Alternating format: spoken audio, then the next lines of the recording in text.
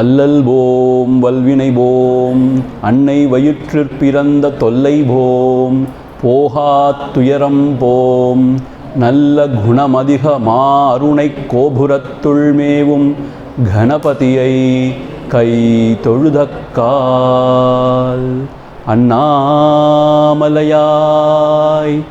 அடியேனை ஆண்ட அன்றே ஆவியுடல் கொண்டாய் எனக்கோர் குறையுண்டோ குறையும் குணமும் நீயல்லால் என்னேனிவற்றை என்னுயிரே எண்ணம் எதுவோ அது செய்வாய் கண்ணே உந்தன் கழலினையில் காதற் பெருக்கே தருவாயே கண்ணே உந்தன் கழலினையில் காதற் பெருக்கே தருவாயே ஓம் அதிமதுர சாபஹஸ்தாம் अपरिमितां मोदभान सौभाग्यां अरुणां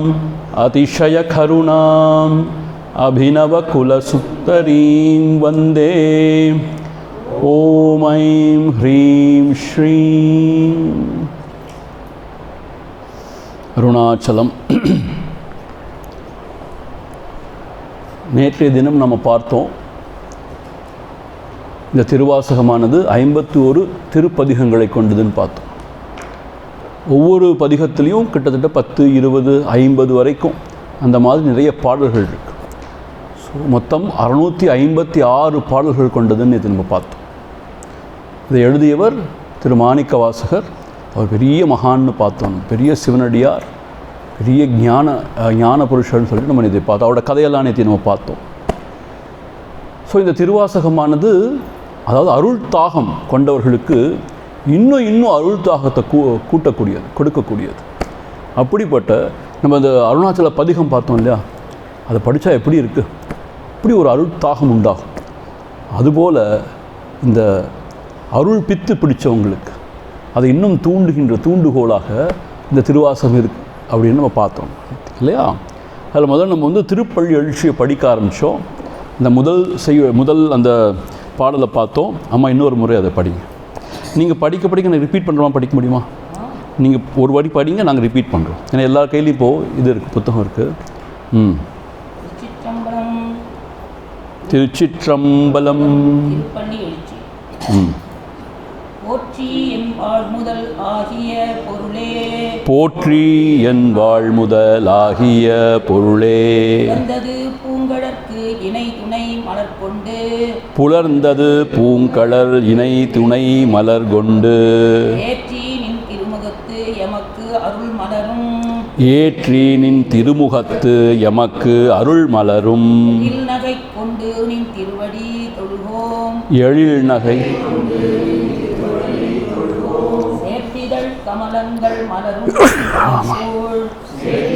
கமலங்கள் மலரும் தன் வயல் சூழ், பெரும் துறை உரை சிவபெருமானே, திருப்பெரும் துறை உரை சிவபெருமானே, ஏற்றுயர் கொடி உடையாய், ஏற்றுடை கொடியுடையாய், எனை உடையாய், எனை உடையாய், பெருமான் பெருமான் எழுந்தருளாயே, பள்ளி எழுந்தருளாயே. நேற்று நம்ம பார்த்தோம், போற்றியன் வாழ்முதலாகிய பொருளே, வாழ்முதலாகிய பொருளே அப்படின்னா என்னுடைய உயிருக்கு உயிராகிய பொருளே போற்றி, உன்னை வணங்குகிறேன், உன்னை போற்றுகிறேன். புலர்ந்தது, பொழுது புலர்ந்தது, சூரியன் உதயமாகிவிட்டது. பூங்கழற்கு இணை துணை மலர் கொண்டு, உன்னுடைய கலர்கள், உன்னுடைய திருவடிகள் அந்த தாமரைப்பூ போன்ற மென்மையாக இருக்கிறது. அதற்கு இணையான மலரை கொண்டு ஏற்றி உன்னை துதித்து உன்னை போற்றி, நின் திருமுகத்து எமக்கு அருள் மலரும், எழில் நகை கொண்டு நின் திருவடி தொழுகோம். உன்னுடைய அந்த திருமுகத்தில் அந்த கருணையானது பொங்கி பெருகுகிறது, அருள் மலரும், அருளானது பொங்கி பெருகுகிறது. அது உன்னுடைய எழில் நகை கொண்டு, அது எழில் நகையாக, நகைனா புன்னகை, சிறு புன்னகையாக வெளிப்படுகிறது. அதை கொண்டு அதனால் மனம் குளிர்ந்து உன்னுடைய திருவடி தொழுகோம், உன்னுடைய திருவடியை தொழுகின்றோம். சேற்று இதழ் கமலங்கள் மலரும், அதாவது சேற்றில் தான் செந்தாமரை மலரும், இதழ் கமலங்கள் மலரும். தன் வயல் சூழ், தன்னா குளிர்ச்சியான தமிழில் தன் வயல் சூழ், அந்த வயல் சூழ்ந்த அந்த திருப்பெருந்துறை உரை சிவபெருமானே. நினைத்து பார்த்தோம், திருப்பெருந்துறையில் தான் மாணிக்கவாசகருக்கு சிவபெருமானே ஆசானாக வந்து அவருக்கு அருள் பாலித்தார், உபதேசங்கள் செய்தார். ஸோ திருப்பெருந்துறை உரை சிவபெருமானே. ஏறு உயர் கொடியுடையாய், ஏறுன்னு சொன்னால் அது காளை மாடு, அதாவது நந்தீஸ்வர் ரிஷபவாகம். அந்த கொடியுடையாய் எனையுடையாய், என்ன அழகாக சொல்லியிருக்காரு. எனையுடையானா என்னையே ஆட்கொண்டவாய். எம்பெருமான் பள்ளி எழுந்தருளாயே, அப்படிப்பட்ட எம்பெருமான் நீ பள்ளி எழுந்தருளாயே. நேற்றையே நம்ம பார்த்தோம் திருப்பள்ளி எழுச்சி எதுக்காக படிக்கணும்னு சொல்லிட்டு. அதாவது திரோதனம்னு சொன்னால் மறைத்தல், அது பகவானுடைய ஒரு அருட்சக்தி, அது ஒரு சக்தி தான். அது ஒரு தொழில். 5 தொழிலில் படைத்தல், காத்தல், அழித்தல், அப்புறம் திரோதனம், அப்புறம் மறைத்தல், அப்புறம் அருள்தல், அப்புறம் அதை நீக்கி அந்த மறைப்பை நீக்கி அருள்தல். ஸோ தமோ குணத்தினால இந்த மறைப்பு ஏற்படுது. அதிகாலையில் எழுந்து திருப்பள்ளி எழுச்சி, பகவானுக்கு திருப்பள்ளி எழுச்சி பாடணுன்னா நம்முடைய தமோகுணம் நீங்கி நமக்கு அந்த அருள் உண்டாகும், அந்த ஞானம் உண்டாகும். அதான் அந்த திருப்பெழுச்சி, திரோதன சுத்தின்னு பார்த்தோம். ஸோ இது வரைக்கும் நேற்று பார்த்தோம் நம்ம. எம்பெருமான் பள்ளி எழுந்தருளாயே, பெருமானே நீ பள்ளி எழுந்தருளாய். அவர் தூங்குறதே இல்லை, ஆனால் நாம் பக்தர்கள் நாம் அவர் தூங்குறத நினச்சிண்டு அவரை பள்ளி எழுந்தருளாயே அப்படி சொல்லி துதித்து போற்றுகிறோம். இதுவரை நேற்று பார்த்தோம். 2வது படிங்கோமா. அருணன் இந்திரன் திசை அணுகினன், அருணன் இந்திரன் திசை அணுகினன், இருள் போயகன்றது, உதயம் நின் மலர்திரு முகத்தின், உதயம் நின் மலர்திரு முகத்தின், கருணையின் சூரியன் எழ கருணையின் சூரியன் எழ எழ, நயனக்கடிமலர் மலர, நயனக்கடிமலர் மலர, மற்ற அண்ணலம் கண்ணாம், மற்ற அண்ணலம் கண்ணாம், திரள் நிறை அறுபதம் முரல்வன இவையோர், திரள் நிறை அறுபதம் முரல்வன இவையோர், திருப்பெரும் துறை உரை சிவபெருமானே, திருப்பெரும் துறை உரை சிவபெருமானே, அருள்நிதி தரவரும் ஆனந்தமலையே, அருள்நிதி தரவரும் ஆனந்தமலையே, அலைகடலே அலைகடலே எழுந்தருளாயே, பள்ளி எழுந்தருளாயே.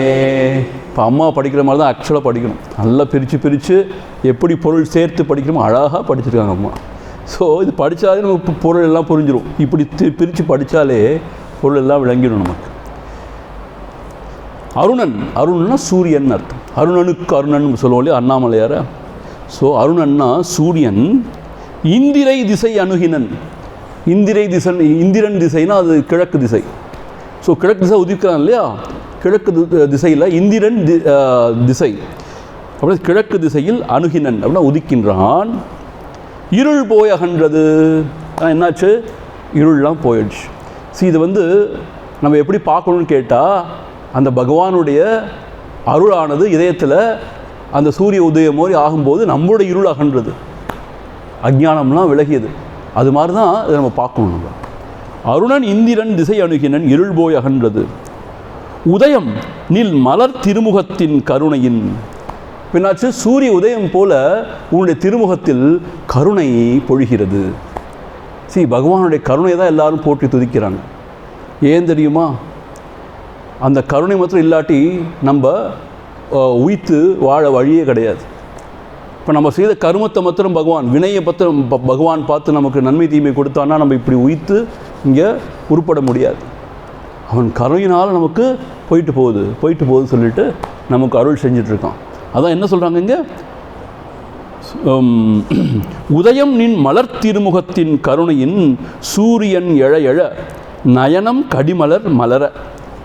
நயனம்னா கண்கள், கடிமலர் மலர, அதை மலர் போல் ஒப்பிடுறாருங்க.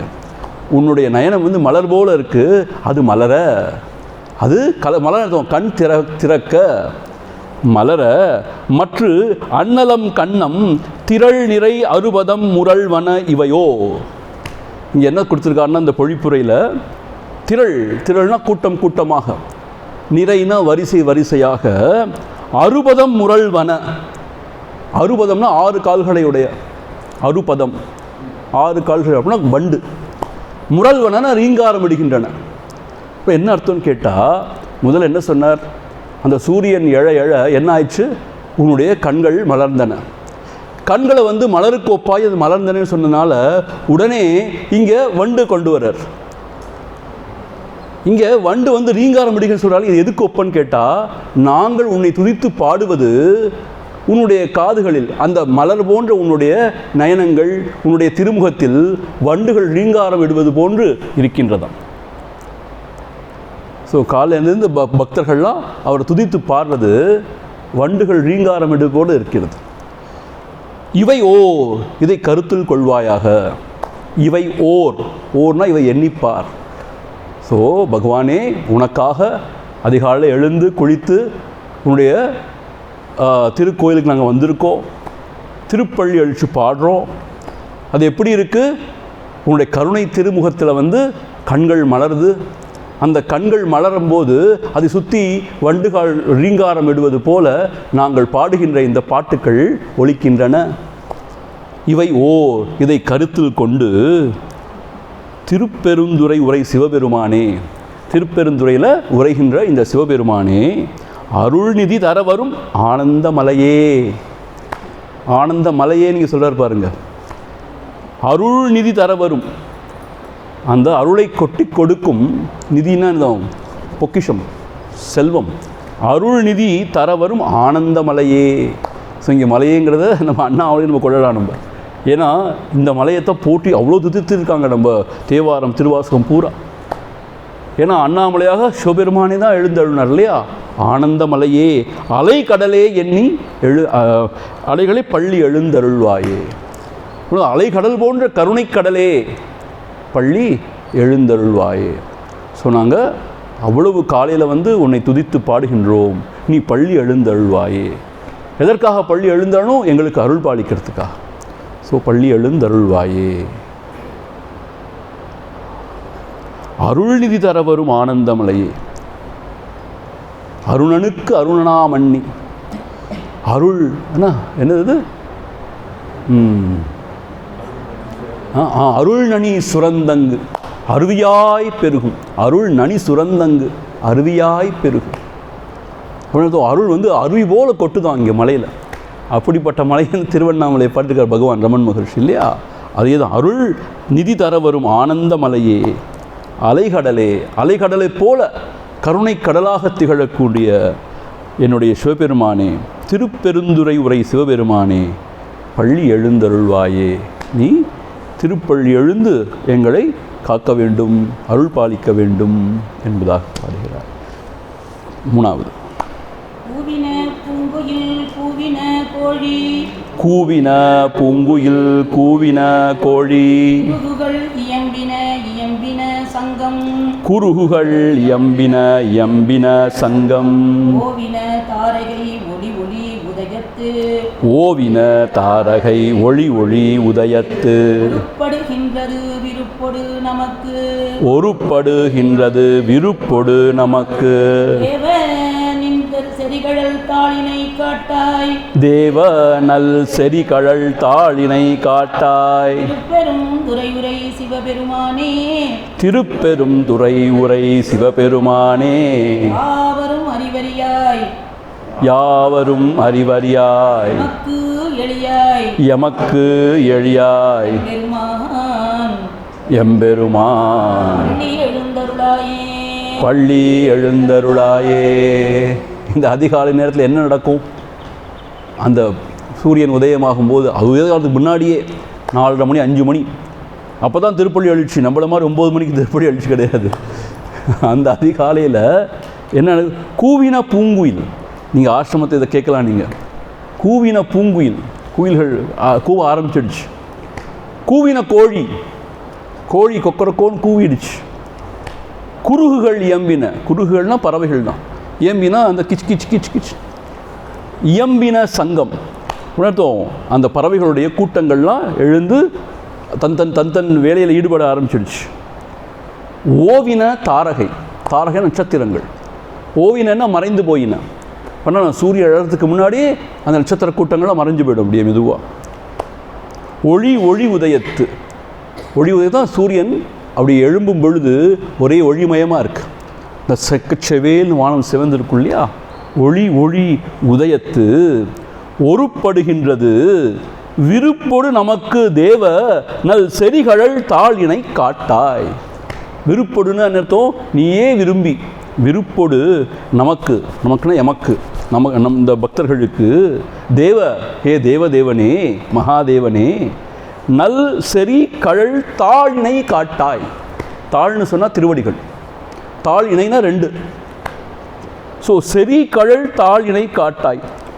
நல் செறி கழல் தாழ் என்ன அர்த்தம்? வீரக்கழல் பூண்டதும் ஸ்ரேயஸை தருவதுமாகிய திருவடி. அந்த திருவடிகளை காட்டாய். காட்டாய்னா அதை காட்டி அருள்வாய். நாங்கள் சிக்கென்று பிடித்து கொள்வதற்கு ஏதுவாக உன்னுடைய திருவடிகளை காட்டி அருள்வாய். இப்போ நான் அன்றைக்கே உங்களுக்கு சொன்னேன், எப்போயோ அஷ்டவக்ரிக்கு தான் சொன்னேன்னு நினைக்கிறேன்.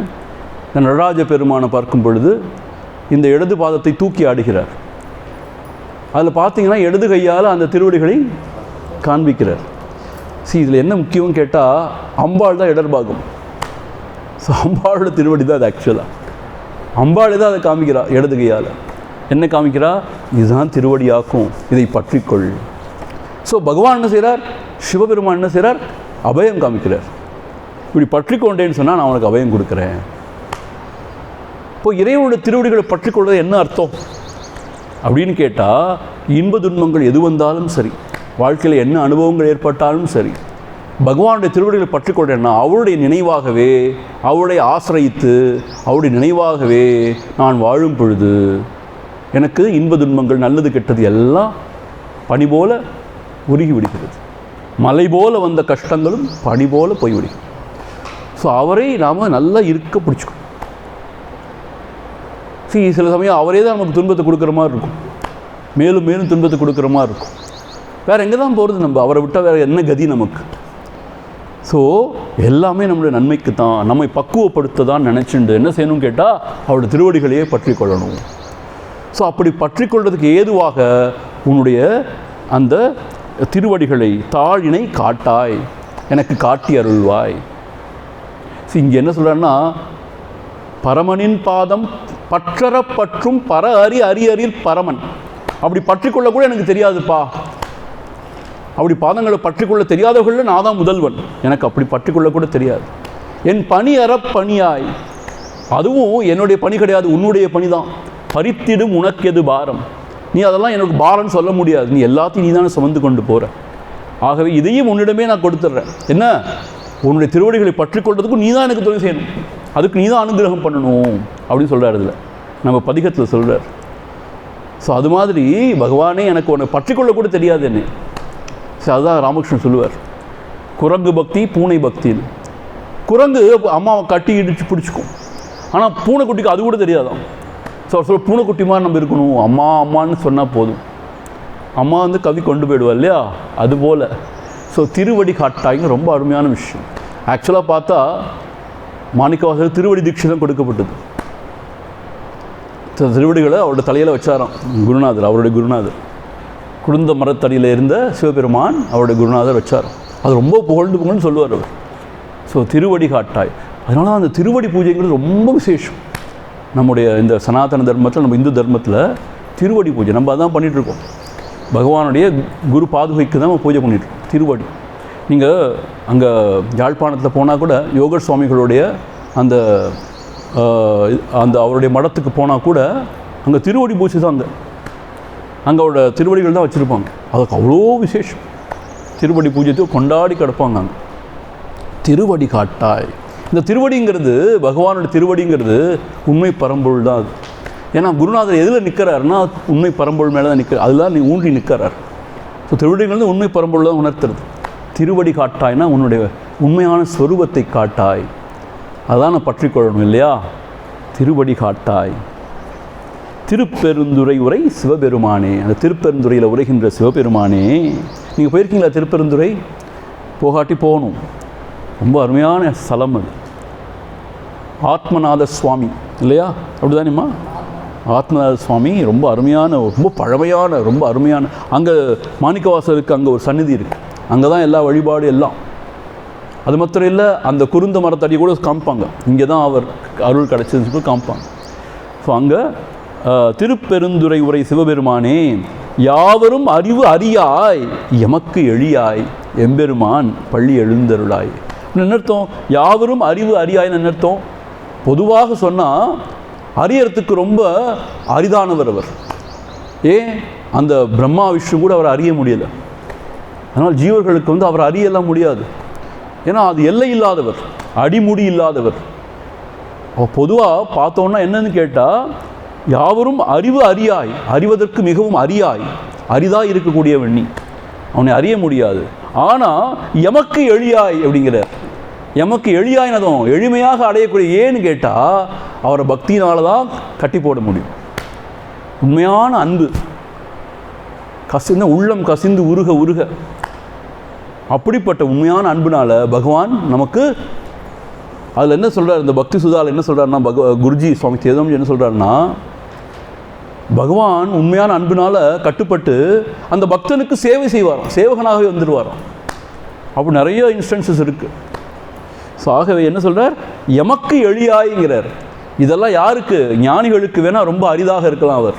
ஆனால் பக்தர்களாக எங்களுக்கு எளியாய், எங்களுடைய அன்புக்கு கட்டுப்பட்டு நீ எமக்கு அருள் செய்கின்றாய், எங்களுடைய இதயத்திலே நீ எழுந்தருள்கிறாய். எமக்கு எளியாய் எம்பெருமான் பள்ளி எழுந்தருளாயே. அப்படிப்பட்ட எம்பெருமான் எல்லாருக்கும் நீ அரிதாக இருந்தாலும் எங்களுக்கு நீ எளியதாக இருக்கக்கூடிய அந்த எம்பெருமான் பள்ளி எழுந்தருளாயே. பார்த்தீங்கன்னா உங்களுக்கு தெரியும், கண்ணப்ப நாயனாரோட கதை ரொம்ப ஃபேமஸ். எளியாயினா பாருங்கள், அவனுக்கு ஒன்றுமே தெரியாது இல்லையா? வாயில் தண்ணீரை கொண்டு வந்து அபிஷேகம் பண்ணான், தன்னுடைய கொண்டையில் வச்சுருந்த பூ எடுத்து சாத்துறான், தான் வேட்டையாடி கொண்டு வந்து மாமிசத்தை அவருக்கு. இதெல்லாம் யாரை ஏற்றுக்கொள்ள முடியுமா? ஆனால் தன்னுடைய கண்ணை கூட, 2 கண்ணையும் கொடுக்கறதுக்கு தயாரான, அதுதான் பக்தி இல்லையா? அப்போ அவனுக்கு பகவான் உடனே அவனுக்கு அருள் செஞ்சிட்டார். நாம் எவ்வளவோ காலம் வணங்கிட்டு இருந்தாலும் அந்த வேடுவனுக்கு உடனே ஏன் அருள் செஞ்சான்னு கேட்டால், பக்தி அப்படிப்பட்டது, உண்மையான தூய்மையான பக்தி, அப்பேற்பட்டது தூய்மையான பக்தி. அதே மாதிரி தான் அந்த நீங்கள் ராமாயணத்தில் பார்த்தாலும் சபரி, அவர் ரொம்ப எளிமையான ஒரு வயசான கிழவி. அவளுக்கு ஒன்றும் தெரியாது, ஆனால் அவளுக்கு அவ்வளவு பிரேமை பகவான் மீது. ஸோ நெல்லிக்கனியை கூட கடித்து சாப்பிட்டு நல்லா இருக்கான்னு பழத்தை கூட அப்படி தான் கொடுத்தா. ஸோ அவளுக்கு அவ்வளோ அருள் செஞ்சார் பகவான். ஸோ அதனால் பக்தர்களை பொறுத்த மட்டும் அவர் ரொம்ப சௌமியமூர்த்தி. சௌமியத்தில் ரொம்ப மனம் இறங்கிடுவார், மனம் குளிர்ந்துடுவார். அதுவும் சிவபெருமான் இருக்காரே, ஆசுதோஷகான் பேர், சீக்கிரமே மனம் குளிர்ந்துடுவார். நாராயணன் கொஞ்சம் அப்படி கிடையாது, கொஞ்சம் இன்னும் அவருக்கு நிறையா வழிபாடெல்லாம் பண்ணணும். ஆனால் சிவபெருமான் அப்படி கிடையாதான், அப்படியே குளிர்ந்துடுவார். அதே மாதிரி பொல்லாதவர், கோபமும் அப்படி வந்துடும் அவருக்கு. கோபம் வந்தாலும் எரிச்சிடுவார் எல்லாரையும், 3ஆவது கண்ணை திறந்தாருன்னா எரிச்சிடுவார். அதே மாதிரி மனம் குளிர்ந்தாலும் உடனே அனுகிரகம் பண்ணிடுவார். ஸோ அப்படிப்பட்ட எளியாய் எளிமையானவரே பள்ளி எழுந்தருள்வாய். இந்த பள்ளி எழுந்தருள்வாய்னா என்ன அர்த்தம்னு கேட்டால், உண்மையிலேயே நம்முடைய இதயத்துக்குள்ளேயே தான் இருக்கார். ஆசிஃப் உறங்குவது போல, நம்ம அறியாமல் இருக்கோம் இல்லையா, உறங்குவது போல இருக்கார். பள்ளி எழுந்தருள்வாய்னு அர்த்தம், நீ விழித்துக்கொள்ள என்ன அர்த்தம், அது ஆவிர்வாகமாகணும் அப்படின்னு அர்த்தம். உள்ளிருந்து அவர் ஆவிர்வாகமாகணும். எழுந்தருள்வாயே எப்படி? வெளிவழி தீநீர் மண்பல உயிராய் விரிவுறு பூத பௌதிகங்கள் வெளியொழி உன்னை அன்றியின்றென்னின் வேறியான்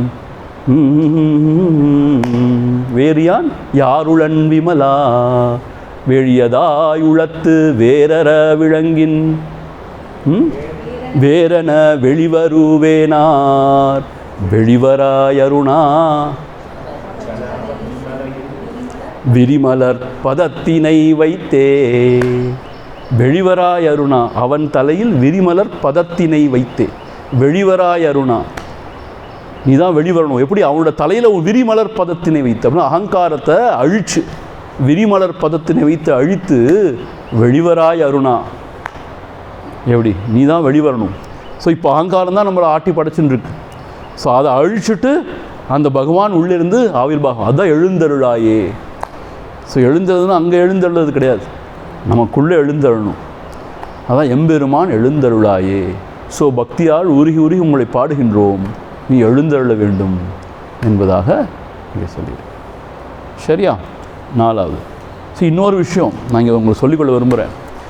திருவாசகம் எங்களுக்கு ஆசிரமத்தில் எங்கள் ஆச்சாரிய முகம் சொல்லிக் கொடுக்கப்படலை. ஏன்னா தமிழ் அவங்க நம்ம சமஸ்கிருதத்தில் எல்லாம் சொல்லிக் கொடுத்தாங்க இல்லையா. நாமும் இது ரொம்ப இவங்க அம்மா மாதிரி ஐயா மாதிரி நாங்கள் படித்து நினைஞ்சு படித்து உருகி பழக்கம் இல்லை நமக்கு. ஸோ எனக்கு ஏதோ தெரிஞ்சதை நான் சொல்கிறேன். சரியா? அது ஏதோ பகவான் நினச்சிட்டு, பகவான் ரமண மகர்ஷி நினச்சி, குருநாதன் நினச்சிட்டு என்ன தெரியுதோ அதை சொல்கிறோம் நம்ம. அதாவது திருடனுக்கு திருட்டு மொழி தான் முழிக்க தெரியுமாங்க, ராஜமொழி முழிக்க தெரியாது. அது மாதிரி நமக்கு தெரிஞ்சதை நம்ம சொல்கிறோம் நம்ம. சரியா? ஆனால் என்னென்னா நமக்கு ஒரே ஒரு அட்வான்டேஜ் என்னன்னு கேட்டால், பகவானை எதிர நல்லா நினச்சிக்கிறோம். 2வது, பெரிய ஞானிகளாகிய சித்பவானந்தோட உரையை நம்ம இதாக வச்சுக்கிறோம், ஒரு ரெஃபரன்ஸ் பாயிண்ட்டாக வச்சுக்கிறோம், எடுத்து நமக்கு தெரிஞ்சதை சொல்கிறோம். அது பகவான் அருள் பாலிப்பான்னு நம்பிக்கை நிறையா இருக்குது. சரியா? அதுவும் நம்ம ஐயாவும் அம்மாவும் இங்கே வந்திருக்காங்க, அவங்க ஒரு தைரியம் நமக்கு. ஏதாவது சந்தேகம் அவங்கள்ட்ட கேட்டு தெரிஞ்சுக்கலாம் நம்ம. அதாவது அம்மா எப்படி அருமையாக படிக்கிறாங்க பாருங்கள். அதை படித்தாலே பாதி முடிஞ்சு போச்சு. அப்படி பிரித்து படித்தாலே பாதி முடிஞ்சு போச்சு. 4வது படிங்க.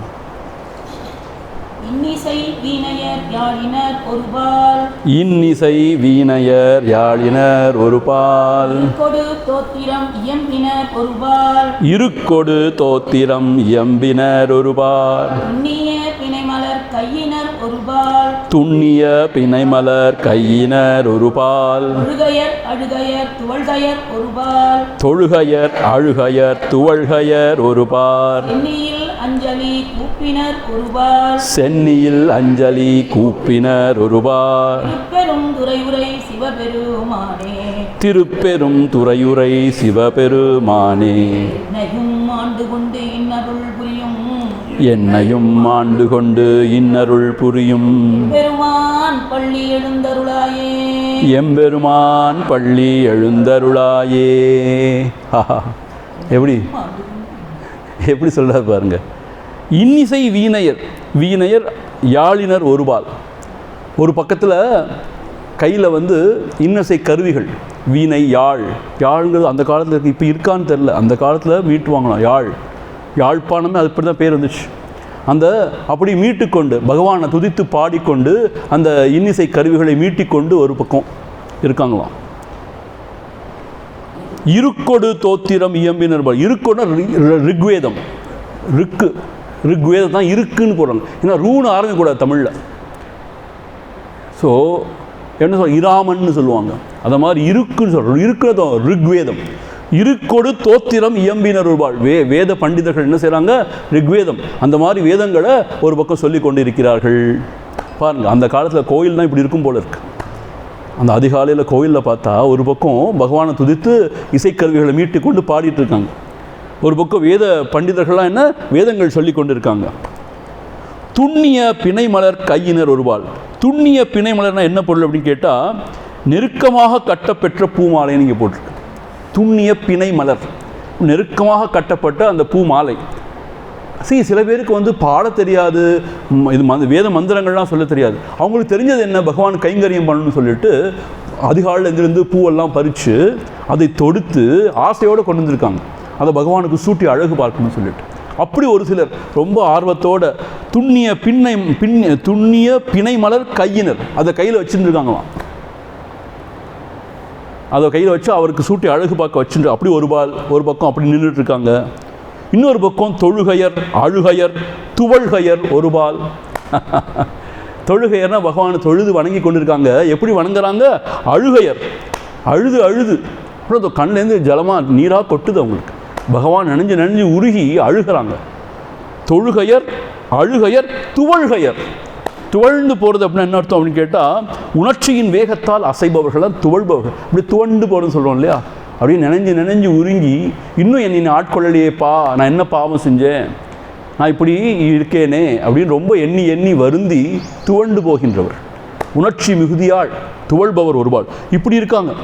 அப்புறம் அந்த உண்மையான பக்தர்கள், வேஷம் போடுறவங்க கிடையாது அவங்க, உண்மையான பக்தர்கள். அவங்க அழுகையர் தொழுகையர் அழுகையர் துவள்பவர். என்ன என்ன அழகாக போட்டிருக்காரு பாருங்க. துவள்கையர் ஒருபால் சென்னியில் அஞ்சலி கூப்பினர். சென்னினா தலைமையில் இப்படி தான் தலையில் வச்சுப்பாங்க இல்லையா, சென்னியில் அஞ்சலி கூப்பி அப்படி உருகி உருகி பகவான் நினைஞ்சு பாடிட்டு இருக்காங்க. சரி, நீங்கள் பார்த்தீங்கன்னா கோயிலில் போனால் கூட அந்த ஆரத்தியெல்லாம் அரோகரா அரோகரான்னு சொல்லுவாங்க. அப்போ தலையில் மேலே கை கூப்பிடுவாங்க, கூப்பி அப்படியே ஆனந்தமாக பகவானை அப்படி வழிபட்டு இருக்காங்க. சென்னியில் அஞ்சலி கூப்பின்னு ஒருபால். சரி, இப்படியெல்லாம் ஒவ்வொருத்தர் இப்படி பகவானை வழிபட்டு இருக்காங்க.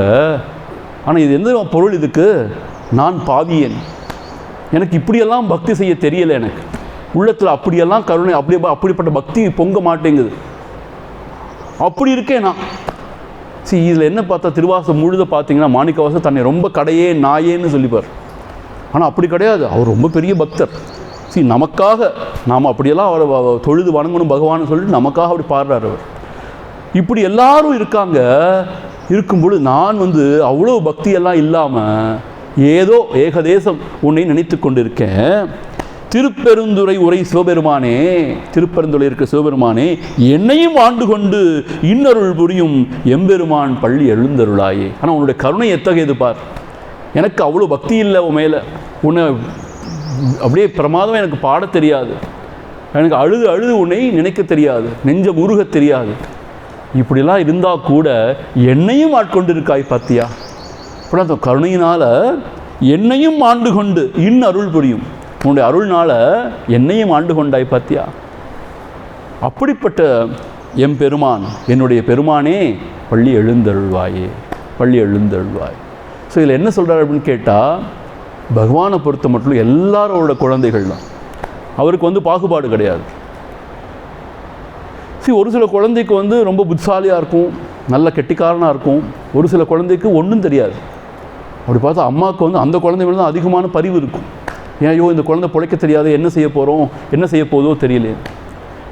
கெட்டிக்கார குழந்தை, நல்ல அறிவு உள்ள புத்திசாலி குழந்தைன்னா அம்மா அவ்வளோ பார்க்க மாட்டா, அது எப்படியோ பிழைச்சிக்கும்பா அப்படின்னு இல்லையா. அதே மாதிரி இந்த பக்தனுக்கு ஞானமும் இல்லை பெருசா, வேத சாஸ்திரங்களை பற்ற பாண்டியத்தம் இல்லை, எதுவுமே இல்லை, பக்தியும் இல்லை. ஆனால் ஏதோ ஒரு நல்ல பூர்வ ஜென்ம புண்ணியத்தினால பகவானை ஏதோ ஆசிரியத்துன்னு இருக்கான். அதனால தான் காலையில் எழுந்து போய் அந்த பகவான் முன்னாடி நிற்கிறான், திருப்பள்ளி எழுச்சி பாடிண்டு. அவ்வளோதான் என்னால் செய்ய தெரியுது எனக்கு. இருந்தாலும் இப்படிப்பட்ட பக்தர்கள் மத்தியில் என்னையும் ஒரு பக்தனாக ஏற்றுக்கொண்டு அருள் பாலித்து என்னை ஆண்டு கொண்டாயே, அப்படிப்பட்ட சிவபெருமானே பள்ளி எழுந்தருள்வாயே. ஆக்சுவலாக இது நமக்குன்னு எனக்கு தான் பொருந்துங்க நான் நினச்சிக்கிறேன். இது ஏன்னா சில பேருக்கு பகவான் நினச்சாலே கண்ணிலேயும் ஜலம் அப்படி உருக்கமாக இருக்குது, நமக்கெல்லாம் அப்படி இருக்க மாட்டேங்க, அவ்வளோ ஏன உருக்கமாக இருக்க மாட்டேங்க. சில சமயம் புத்திசாலித்தனமாக யோசிக்க முடியுது, ஆனால் அந்த இதயம் உருக மாட்டேங்க. அப்போ நம்ம என்ன செய்யணும், அந்த இதயம் உருகிறது ரொம்ப முக்கியம். புத்திசாலித்தனம் எவ்வளோ இருக்கோ அது மாதிரி இதயத்தில் உருக்கமும் இருந்தால் தான் பகவான் அடைய முடியும். இதை தான் சுவாமி சின்மயானந்தர் திரும்ப திரும்ப சொல்கிறார், the integration of the head and the heart அப்படிம்பார். ஹெட்டுன்னு அர்த்தம் புத்தி, ஹார்ட்னா இதயம். இதயம் கனிந்து உருக உருக உருக தான் பகவானை நம்ம அடையும். எவ்வளோ தான் புத்திசாலித்தனம், எவ்வளோ தான் விசாரம் பண்ணாலும் அந்த உருக்கம் இருக்கணுங்கிறாங்க. ஸோ அது பகவான்கிட்ட போய் என்ன சொல்லணும், பகவான் எனக்கு அந்த உருக்கம் இல்லையே, நான் என்ன செய்வேன். இங்கே பாருங்கள், எல்லாரும் எவ்வளோ உருகி உன்னை தொழுது கொண்டு இருக்கிறார்கள், அழுகின்றனர், தொழுகின்றனர் இல்லையா, துவழ்கின்றனர். உன்னை நினைஞ்சு நான் மரம் மாதிரி நிற்கிறேன் இங்கே உன்கிட்ட இருந்தாலும் உன்னுடைய கருணை என்னன்னு கேட்டால், எனக்கும் உன்னுடைய பக்தியை கொடுத்து என்னையும் ஆட்கொண்டு இந்த அடியார் கூட்டத்தோடு ஒருவனாக என்னை சேர்த்து கொண்டு எனக்கு அருள் வழிக்கின்றாய். உன்னுடைய அருள் எத்தகைய அருள் வியந்து பாராட்டி, அப்படிப்பட்ட எம்பெருமானே நீ எழுந்தருள்வாயே அப்படிங்கிறார்.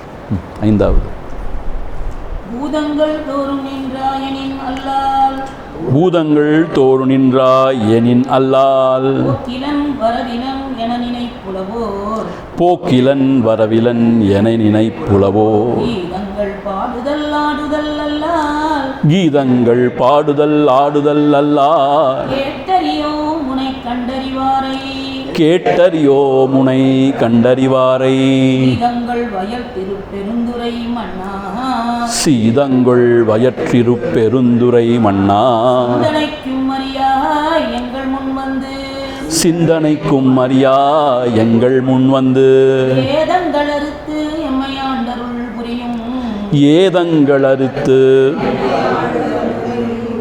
எம்பெருமான் பள்ளி எழுந்தருளாயே. எம்பெருமான் பள்ளி எழுந்தருளாயே. பூதங்கள் தோறும் நின்று எல்லா பூதங்களதும் எல்லா உயிர்களுக்குள்ளும் அவர் நிறைந்திருக்கார். எல்லா பூதங்களுக்குள்ளும் அவர் இருக்கார். ஒரு சின்ன சின்ன பூச்சி, புழு, மிருகங்கள், பறவைகள், மனிதர்கள், எல்லா உயிர்களுக்குள்ளும் அவர் நிறைஞ்சிருக்கார். ஈஷாவாஸ்யம் இதம் சர்வம் எத்கிஞ்ச ஜகத்யாம் ஜெகத், எல்லாத்துக்குள்ளேயும் அவர் இருக்கார். அப்படி இருந்தாலும் எனில் அல்லால் அதற்கு அப்பாலும் இருக்கார். அதுக்கு அப்பாலும் அதை கடந்தும் இருக்கார். போக்கிலன் வரவிலன் என நினைன உன்னை. போக்கிலன் வரவிலன், போக்கு வரவும் இல்லா புண்ணியனே அப்படி சொல்கிறார் இல்லையா? இது மாணிக்கவாசகர் சொல்கிறார் சிவபுராணத்தில். போக்கும் வரவும் இல்லான்னு என்ன அர்த்தம்னு கேட்டால், நம்ம ஜீவர்களாகிய நமக்கு தான் போக்கு வரவெல்லாம். இந்த உடலை விட்ட பிறகு வேற எங்கேயாவது போகிறோம், திரும்பி இங்கே வரோம். போக்கு வரவு அவருக்கு போக்கு. ஏன்னா அவர் எல்லை இல்லாதவர், அதாவது பூரணமானவர். அவருக்கு போக்கு வரவெல்லாம் கிடையாது. ஏன்னா அவர் அனைத்தையும் கடந்து எல்லையில்லாதவராக விரிந்து இருக்கிறதுனால போக்கு வரவெல்லாம் கிடையாது. போக்கிலன் வரவிலன் என நினை புலவோர் கீதங்கள் பாடுதல் அல்லார். புலவோர் அந்த அறிஞர்கள், புலவர்கள் உன்னை கீதங்களால், அப்படி பாட்டுக்களால் பாடுகின்றனர். அப்படிதான் எங்களுக்கு தெரிய வருது. எங்களுக்கு உன்னை பற்றி ஒன்றும் தெரியாது. பெரிய அறிஞர்கள், ஞானிகள், பக்தர்கள் கீதங்களால் பாடுதல் ஆடுதல் அல்லார், பாடி ஆடுகிறார்கள். அப்படிதான் பக்தி பரவசமாக பாடி ஆடுகிறார்கள். அல்லால் அப்படி அல்லாமல் கேட்டறியோம் உன்னை கண்டறிவாரை. இதுவரைக்கும் நான் கேள்விப்பட்டது, உன்னை யாரை கண்டு அறிஞ்சிருக்காங்கன்னு நான் கேள்விப்பட்டது. அந்த அறிஞர்களோடு என்ன செய்கிறாங்க? உன்னை பாடியும் ஆடியும் புகழ்ந்து போற்றி புகழ்ந்து பாடுகின்றனரே ஒழிய உம்மை கண்டறிந்தாரே நாங்கள் காணவில்லை. அப்படி என்ன அர்த்தம்னா, அவரை அறிய முடியாது. அப்படி அவருடைய பெருமைகளை பாடலாம், ஆடலாம், ஆனால் அவரை நேரடியாக அப்படி கண்டு அறிய முடியாது. நினைந்து உருகி, உள்ளம் உருகி, அந்த அகங்காரம் அழிஞ்ச இடத்துல பகவான் தோன்றுவார். அவரே தன்னை வெளிப்படுத்தி கொள்வாரே ஒழிய நாம் அவரை அறிய முடியாதுங்கிறது இங்கே ஐடியா. ஸோ நீ எல்லா உயிர்களுக்குள்ளேயும் இருக்க, நீக்கமர நிறைஞ்சு இருந்தாலுமே அவை எல்லாவற்றுக்கும் அப்பாலாகவும் இருக்க. உனக்கு போக்கும் இல்லை, வரவும் இல்லை, புணர்வும் இல்லை அப்படின்னு அந்த பெரிய அறிஞர்கள்லாம் பாடுறாங்க, பாடி ஆடுகிறார்கள். அப்படியே பக்தி பரவசத்தில் ஆடுகிறார்கள். இப்படி பாடி ஆடுவது தான் அறிகிறோமே ஒழிய உன்னை அறிந்தவர்களை நாங்கள் அறியோம். கேட்டு அறியோம் உன்னை கண்டறிவாரை. உன்னை கண்டு அறிவாரை கேட்டு அறியோம். என்ன அழகாக இருக்குது பாருங்கள். எப்படி அந்த வரி பாருங்களேன். உன்னை கண்டு அறிவாரை கேட்டு அறியோம். அப்படி யாரையும் நாங்கள் இது வரைக்கும் பார்த்ததில்லை, கேட்டதில்லை. நான் அவர் சிவபெருமான் நேராக கண்டுட்டேன் அப்படின்னு. இப்போ பக்தர்கள் அந்த மாதிரி உபாசனை பண்ண அவரை பார்க்க முடியும். ஆனால் அவரோட உண்மையான ஸ்வரூபத்தை எப்படி உணரணும்? இதயத்தில் தான் உணர முடியும். அதான் இங்கே அர்த்தம். கண்டறிவாரை கேட்டறியோம் சீதம் கொள் வயல் திருப்பெருந்துறை மன்னா. திருப்பி சீதம் கொள். சீதம்னா குளிர்ந்த, குளிர்ச்சி பொருந்திய. ஏன்னா நல்ல செழிப்பாக இருக்காங்க, நிறைய மழையெல்லாம் பெஞ்சு மண் குளிர்ந்து இருக்கு, நிறைய விவசாயம் நடக்குது. அதுதான் இங்கே சீதங்கொள் வயர் திரு. அந்த காலத்தில் விவசாயம் தான் பெரிய விஷயமா இருந்துச்சு. ஸோ எங்கே விவசாயம் நல்லா செழிப்பாக இருக்கோ அது ரொம்ப செழிப்பான நாடாக இருக்கும். ஏன்னா திரும்ப அப்படி தான் போட்டுறாரு பாருங்க. சீதங்கொள் வயல் திருப்பெருந்துறை மன்னா. திருப்பெருந்துறையில் இருக்கிற அரசே, மன்னரே. சிந்தனைக்கும் அறியாய். சிந்தனைக்கும் அறியாய். இந்த ஒன்றை சிந்திக்கவே முடியாது. அச்சிந்தியா அப்படி சொல்கிறோம் இல்லையா? உபனிஷத்துலாம் வருது. அச்சிந்தியம் அவ்யக்தம் அனந்த ரூபம்.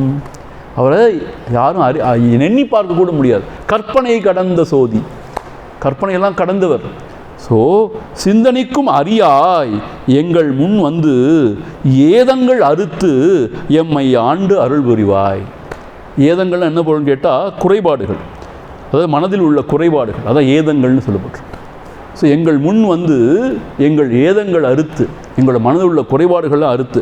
குறைபாடுகள் எப்படி சொல்லலாம்னா, நம்மகிட்ட எவ்வளவோ குறைகள் இருக்குது இல்லையா? ஏதங்கள்னு அப்படி சொல்லலாம்.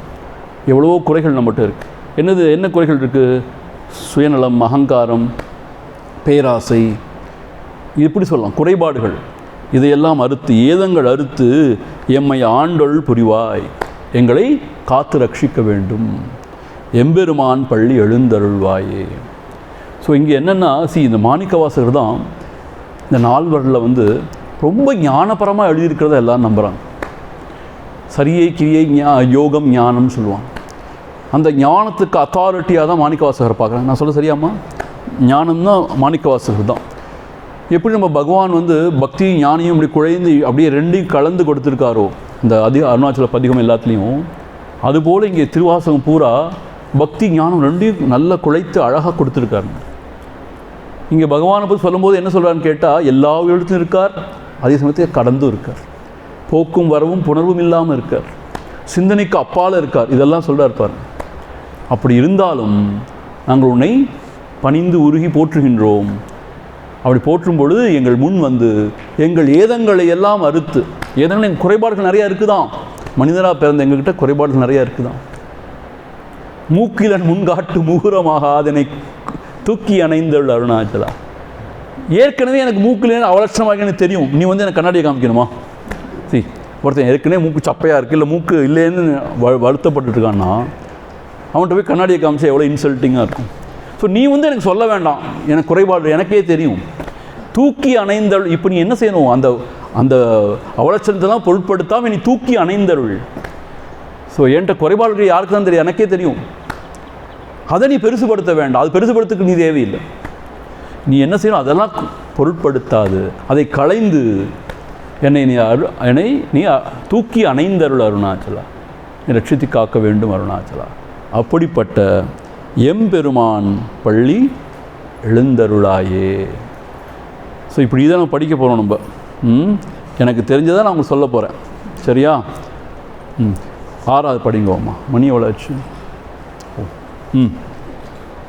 பப்பர வீட்டிருந்து உணரும் நின்னடியார், பப்பர வீட்டிருந்து உணரும் நின்னடியார், பந்தனை வந்து அறுத்தார் அவர் வளரும், பந்தனை வந்தறுத்தார் அவர் வளரும், குரு கண்ணியர் மானுடத்து இயல்பின், புரு கண்ணியர் மாடுடத்து இயல்பின், வணங்குகின்றார் அணங்கின் மணவாளா, வணங்குகின்றார் அணங்கின் மணவாளா, செப்புரு கமலங்கள் மலரும் தன் வயல் சூழ், செப்புரு கமலங்கள் மலரும் தன் வயல் சூழ், பெரும் துறையுரை சிவபெருமானே, திருப்பெரும் துறையுரை சிவபெருமானே, பிறப்பு அறுத்து எமை ஆண்டருள் புரியும், இப்பிறப்பு அறுத்து எமை ஆண்டருள் புரியும், பெருமான் பள்ளி எழுந்தருளாயே, எம்பெருமான் பள்ளி எழுந்தருளாயே.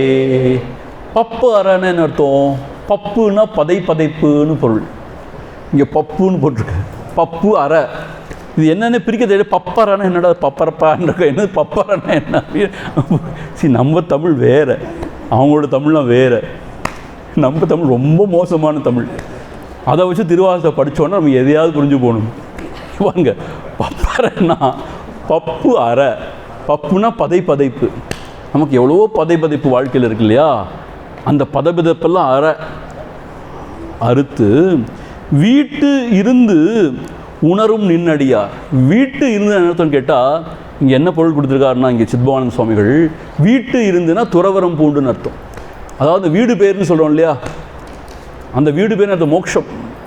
வீட்டு இருந்துன்னு அர்த்தம், அதாவது தியாகேனைக்கே அமிர்தத்துவமான வீட்டு இருந்துன்னா எல்லாவற்றையும் நீத்தார், துறந்தவர். அப்படிப்பட்டவர் வீட்டிலிருந்து உணரும் நின்னடியார். அப்படிப்பட்டதான் உணர முடியும் அவர். அப்படிப்பட்ட நின்னடியார் பந்தனை வந்து அறுத்தார். பந்தனை தான் பந்தங்கள், பந்தனைனா பந்தங்கள், எல்லா பந்தங்களையும் வந்து அறுத்தார் அவர் பலரும். அப்படி அறுத்தவர்கள் கூட இது பாருங்கள், இந்த விஷயம் தான் ரொம்ப முக்கியம். அதாவது எல்லாவற்றையும் விட்டு பகவானையே நினைந்து உருகி அவரையே இதயத்தில் தியானித்து பந்தனைகளை அறுத்தார். எல்லா பந்தங்களிலும் விடுபட்டவர் அவர்கள் கூட. அவர் பலரும் மைப்பு உரு கண்ணியர் மானுடத்து இயல்பின் வணங்குகின்றார். என்ன அர்த்தம் கேட்டால், அப்படிப்பட்டவர்கள் கூட, அந்த பகவானை உணர்ந்த ஞானிகள் கூட. இந்த விஷயத்தை பாருங்கள், மைப்பு உரு கண்ணியத்தும் அழகாக மை தீட்டப்பட்ட கண்களை கொண்ட கண்ணியர் மானுடத்து இயல்பின் வணங்குகிறார். உலக நடைமுறையை ஒட்டி எப்படின்னு கேட்டால், தங்களை அப்படிப்பட்ட தலைவியாக அப்படிப்பட்ட பெண்களாக நினைத்து கொண்டு உன்னை தலைவனாக நினைத்து கொண்டு வணங்குகிறார். ஏன்னு கேட்டால், நம்ம பார்த்தோம், நம்ம பக்தி சுதாவில் பார்த்தோம், அந்த ஒரு இன்பத்துக்கு ஈடுணையே கிடையாது. எந்த இன்பம்? அப்படி பாவனை பண்ணி, அதாவது கோபிகள் கிருஷ்ணனாகிய பரமாத்மாவை தங்களை கோபிகளாக நினைத்து கொண்டு அவனை கிருஷ்ணனை அப்படி ஒரு பரமாத்மாவாக நினைத்து அவனை அன்பு செலுத்திய போது அவர் அடைந்த இன்பத்திற்கு அளவே இல்லை. ஸோ அப்படிப்பட்ட ஞானியர் கூட எனக்கு ரொம்ப இது உருக்கமாக இருந்துச்சு இதை கேட்டவுடனே. ஏன்னு கேட்டால் பார்த்தீங்கன்னா, அக்ஷர மணமாலை பூரா அப்பேற்பட்ட பகவான் 16 வயதிலேயே அந்த பரம்பொருளை உணர்ந்து அதுவாகவே சமைந்திருந்த பகவான் கூட தன்னை தலைவியாக நினைத்து கொண்டு அருணாச்சலை தலைவனாக வைத்துக்கொண்டு பாடினார் பூரா. அதில் பார்த்தீங்கன்னா அந்த மாதிரி என்ன சொல்கிறது, அந்த மாதிரி ஸ்ருங்கார ரசம் தான் அதில் பூரா இருக்கு. சேராயனில் மெய் நீராய் உருகி கண்ணீராற்று அழிவேன் அருணாச்சலா. பாருங்க, ரொம்ப ஆச்சரியம். அப்படிப்பட்ட ஞானி எப்படி தன்னை தலைவியாக நினச்சிக்க முடியும்? அவரை தலைவனாக நினச்சி இப்படி ஸ்ருங்கார ரசம் எப்படி வந்துச்சு அப்படிங்கிற அதுதான் பகவானுடைய திருவிளையாடு, அருணாச்சல திருவிளையாடு. அது மாதிரி அப்படிப்பட்ட பெரிய பெரிய ஞானிகள் கூட அப்படி அவர் உணர்ந்திருந்தால் கூட மைப்புரு கண்ணியர் மானுடத்து இயல்பின் வணங்குகின்றார். தங்களை கோபிகளாக தலைவியாக தங்களை அப்படி நினைத்து கொண்டு பகவானை தலைவனாக தங்களுடைய காதலனாக நினைத்து கொண்டு அப்படி வணங்குகிறார்களாம். ஏன்னா அதில் கிடைக்கிற இன்பம் அலாதி. ஒரு ஆண்டாள் அந்த அந்த பெருமாளை அவன் நினைஞ்சு உருகிறாளே, அந்த அன்பு அது அலாதி. ஒரு மீராபாய், ஸோ அது வேறு மாதிரி அந்த அன்பு, அந்த இன்பம் வேறு இன்பம். ஸோ அப்படிப்பட்ட ஞானிகள் கூட பகவானை அப்படி ஒரு பாவனையில் வணங்குகிறார்கள். தன்னை தலைவியாகவும் அவனை தலைவனாக நினைத்து கொண்டு வணங்குகிறார்கள்.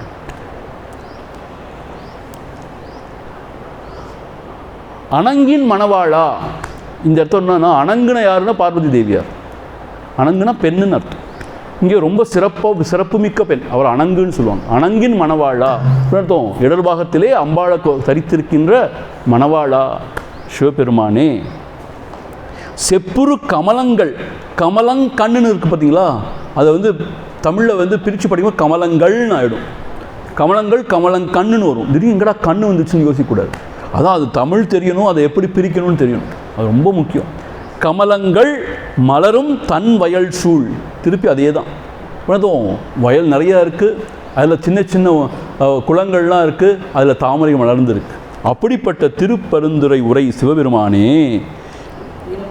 இப்பிறப்பு அறுத்து எமை ஆண்டு அருள் புரியும் எம்பெருமான் பள்ளி எழுந்தருளாயே. இந்த பிறந்த பிறப்பு தான் எல்லா துன்பத்துக்கும் காரணம்.